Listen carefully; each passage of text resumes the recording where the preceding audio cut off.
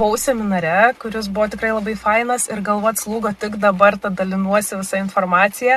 Tai paskaita buvo pas Aureliją, ji dėstė mums apie fotografavimą bei TikToko subtilybės ir gavome labai daug įvairių tipsų.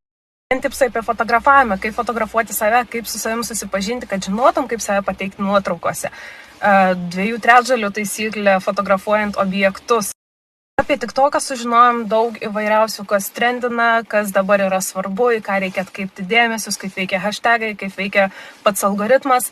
Tai tikrai buvo labai naudinga, labai džiaugiuosi dalyvavus ir tikrai dar, manau, ne kartą pasimatysim. Taip, dar labai noriu pasidalinti vienu žiauriai įdomiu dalyku.